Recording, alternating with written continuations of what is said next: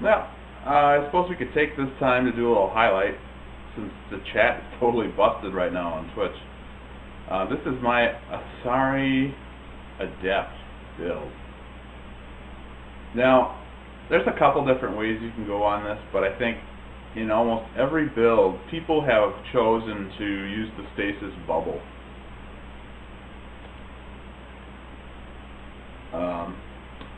I chose to increase the duration versus the damage they can take before the stasis breaks, because I think if someone gets to them while they're in stasis, then they get to them. But it's good that they're held up. That's the more important thing. Secondly, recharge speed. It costs. This is the main ability, is to be able to throw a biotic. So recharge speed is a no-brainer. And then bubble. Trap enemies that walk into it. Brilliant. It stops them. Nowhere near as the vulnerability is nowhere near as good as that. Just does not help out in a team-based game, or even on your own. I think you can be more tactical with the bubble. So that's pretty much the best way to do that. You could go with stasis strength. Because sometimes you don't want other people. They're like, oh, they're shooting their gun at it and whatever. But sometimes that doesn't do enough damage, and kind of wastes time that you could be doing stuff to them. So if they knock them out of the bubble, then what do you have? You have no biotic combo anymore. Bummer. Warp. I've chosen to max this one out too. Why? Because she's a biotic beast. That's what you really want to focus on this. Rank 4, I chose detonate. Biotic combos. Always, because they hurt not only your target, but those targets around it. Expose. More damage they can take. You could do lasting damage, and I've had that before, but this is going to allow other shit, like let's say you want to fire a couple bullets, that's going to get in there faster, get that enemy killed. Let's say, yeah, it just leaves more options for killing it, I think, and you want options when you're in the team. And Pierce is the final one. You really want it to get in there. You could increase the recharge speed. Not a bad choice, but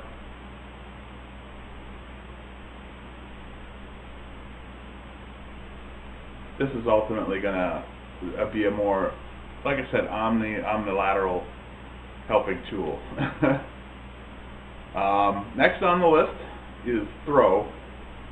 This is now maxed out for me. I used up. I could have done this on fitness. But I love my health and my barrier, and you need it when you're playing gold level matches. So if you look at throw,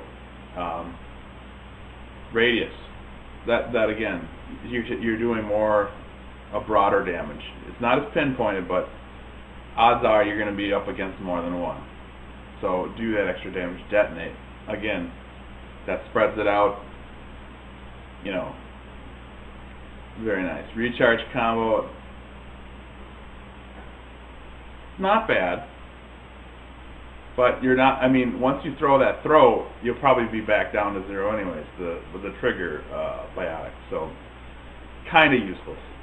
The triggers are always very fast, so I'd love to have force and damage, but well.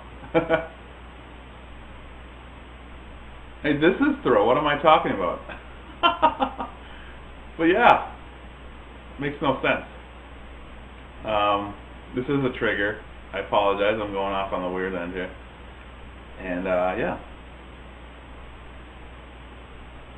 maybe you know what? Honestly, you could go either way on this. You could increase the force. It's going to knock it off more. It might hurt it more, but ultimately, radius is your friend because it's more team-based. Justicar. First three, just to give you a little extra bonus. You get extra weapon damage, weight capacity, ultimately you could have more pistol stuff. I use a pistol, but I've got it down to 199, which I'll show you in a minute. Fitness, all health, stay alive. You're not going to be using a lot of melee attacks with this character. More power to you if you can, but again, stay alive. It's more about these top three that you're worried about.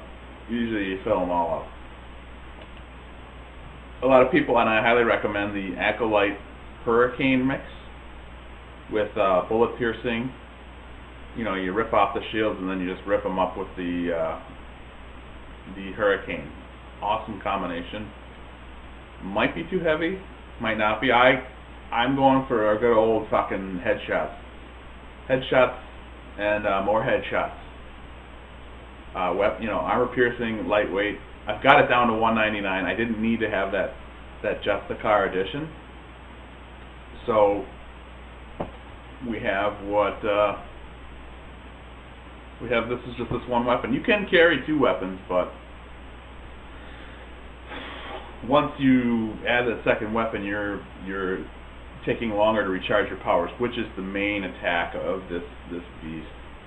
I'm kind of considering going back, and if we go back to the powers, let's see what we got. Warp here. Dropping that recharge speed down.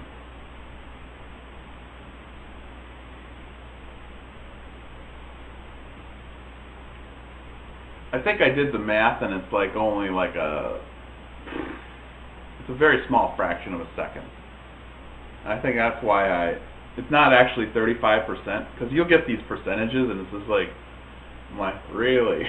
But I think that's why we stuck with that. But there's also the